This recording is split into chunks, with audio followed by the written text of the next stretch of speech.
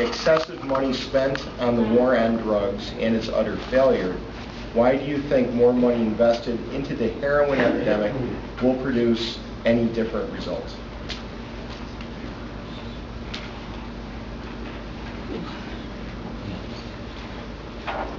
Well, boy, that's going to take a few minutes to unpack the answers to that question, because when I hear about the war on drugs, I look at drugs in a couple of different ways.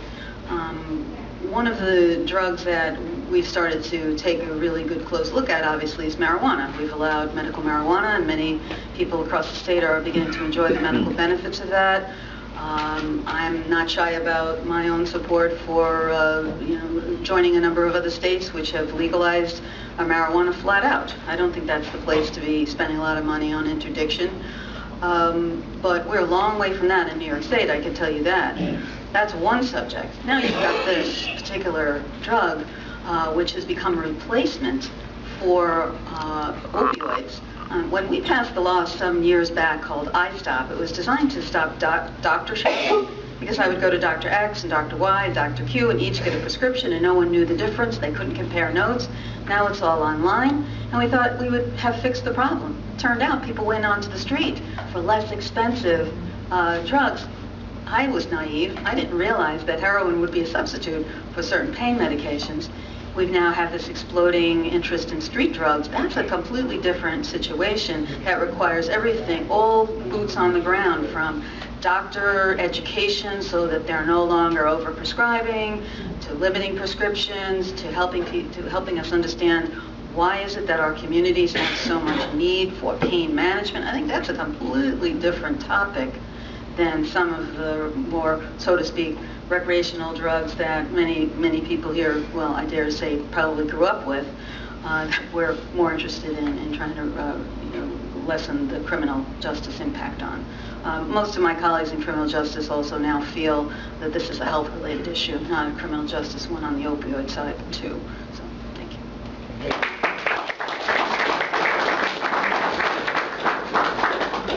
Next question is for Jason Garnar. I'm going to modify this question a little bit. As I understand it, the question is as follows. This is what it's getting at. Do you support Syrian refugees being placed in Broome County? And if so, what type of vetting would make you feel comfortable?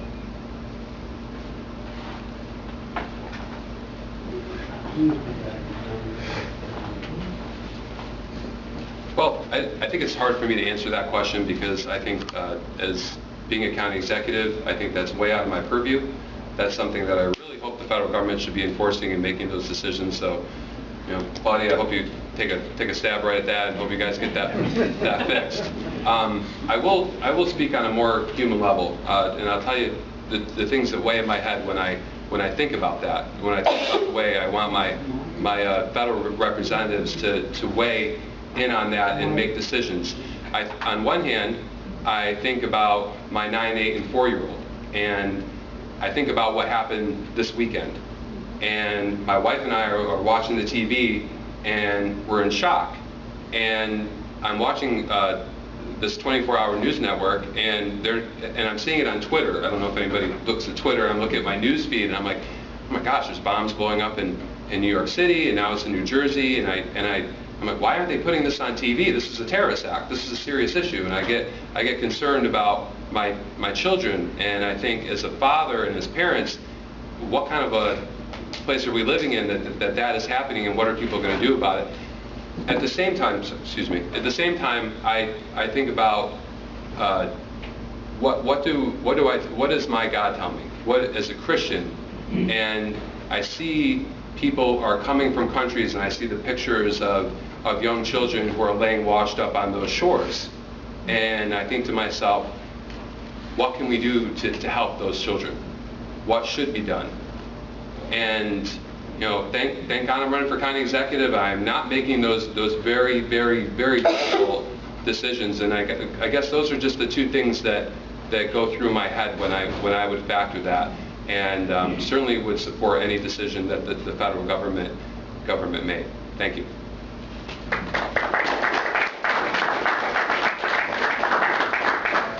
Next question is for Claudia Tenney. What is your viewpoint on protecting the life of the unborn? Are you pro-life? And what activities have you been involved in that would be considered pro-life? I'm pro-life. You've heard me say that before. In my run for Congress, obviously I'm being supported by one of the most significant pro-life organizations, Susan B. Anthony List. Many people don't realize that our suffragette was actually pro-life Republican. And I actually participated in, involved with CareNet, which is in the Utica-based pregnancy emergency center, which helps women make decisions about keeping their children. But I'm a big advocate on the national, or on the state level, and I will be on the national level. I supported, I voted against the governor's late-term abortion bill, which would allow late-term abortion. I have a 100 rating from National Right to Life, I have a 100 rating from New York Right to Life, and I have a 100 rating from, obviously, in the endorsement of SBA lists, National Right to Life, and all those. So I've been an advocate and a strong pro-life person. That's it. To Fred Akshar. You've advanced ideas regarding drug rehabilitation. However, are you concerned when a drug abuser then returns to the neighborhood where drugs are so prevalent? Yeah, look, sober living is probably one of the most important key components to recovery. And we actually just took a meeting the other day, last week, at the YMCA, and discussed issues, problems at the local level where folks at DSS are not willing to pay the extra few dollars to send somebody to a certified sober living facility because it costs a little bit more money, but yet they're willing to pay the bill to send them back to, say, Crandall Street or Edward Street or Susquehanna Street, where there might be an available an apartment. Now, I'm not knocking those streets if anybody lives there. However, they're problematic. So the bigger point that I'm trying to make is that we have to make that appropriate investment in sober living, because when somebody makes that decision that they're going to change their life, they get detoxed, they enter rehab, and then we're stepping down, trying to integrate that person back into society. We need to do our due diligence and ensure that they're going into a sober living environment. If that costs us a few extra dollars, that's okay, because we're paying it on the front. If we don't make that wise investment on the front, we will be involved in this perpetual death cycle, if you will, spending a hell of a lot more money in the long term rather than making that investment on the front end.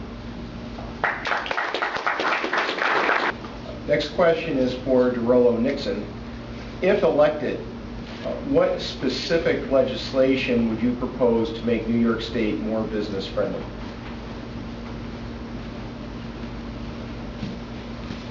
You know the favorite part of that question, right?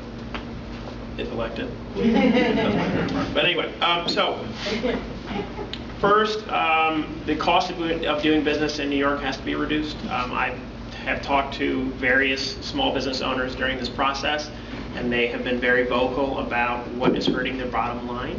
And so that's one of the first things that I would propose. There are states where that already happens. There are other states where there's no income tax either. And I think if we look at the 50 states, each state as a model, we can pick and choose what works and what doesn't. There are actually states, you may be aware, where manufacturing has been growing. From March of 2010 through the present time, the United States has added more than 1 million new factory jobs. Not here. No. So something is broken here and needs to be fixed here. We need to figure out why those jobs go to Oregon, why they go to North Carolina, why they go to Michigan. Okay? You may be aware. So the part of the United States where manufacturing has grown the most last year, a bankrupt city in the Midwest called Detroit. Detroit, Dearborn, and one other area, they've grown the most in terms of manufacturing. And so I've asked myself why. And when I look at it, I see a few things that I think are very important because they're similar to here. A, they have the infrastructure for moving people and goods. And B, they have a culture that is used to that type of work, whether it be light manufacturing or heavy manufacturing. It starts to sound like here, doesn't it? Mm-hmm. So then we need to look at what Michigan is doing and say, okay, what pieces do they have that we can use and what pieces do they have that we don't want because that doesn't fit our culture. But of course, that's the type of discussion you have once you're elected. Thank you. question is for Donna Lupardo. What are your views on the right to work?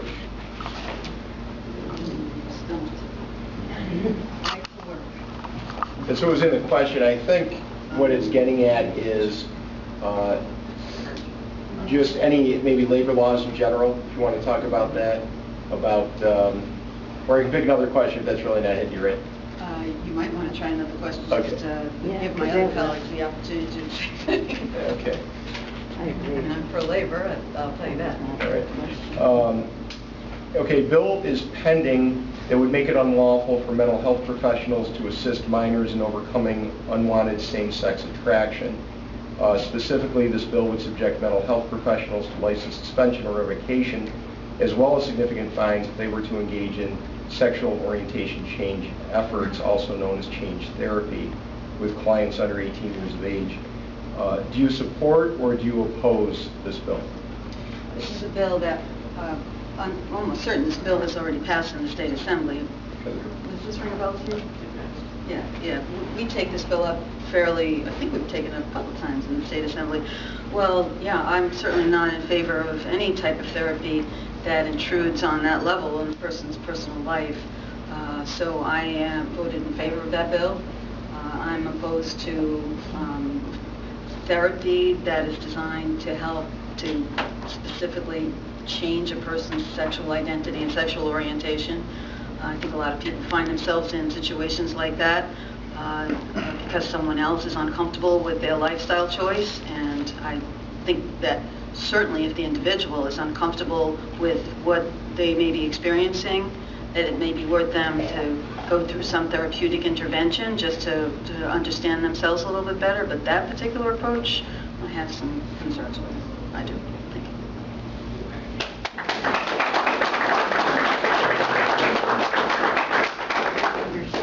The next question is for Jason Garnar. What is the greatest asset you would bring to the Broome County Executive position if elected? You would say one?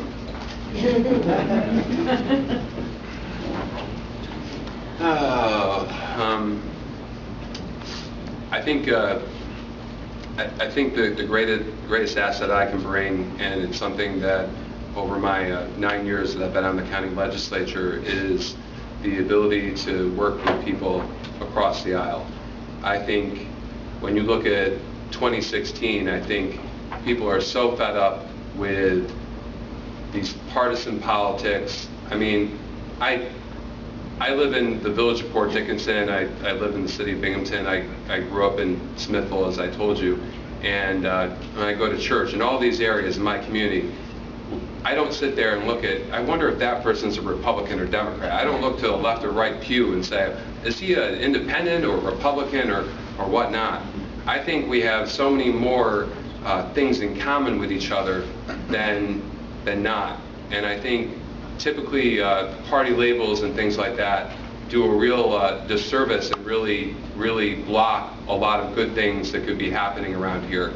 I think some of the best elected officials here, I've seen Donna do it, I've seen Fred do it, I've seen some other people do it, is be able to just get down on the ground and work with people without regard to what political party they're from. And I can tell you that right now that's really not happening in the county executive's office, and I think that my record and what I have been as a county legislator and what I have done before that and growing up in my life is that I don't care if you're a Republican, Democrat, Independent, I don't really care what you are. No political party has a monopoly on the good ideas that we can bring forward to move this community forward, and that's what I will bring to the county executive's office. Thank you.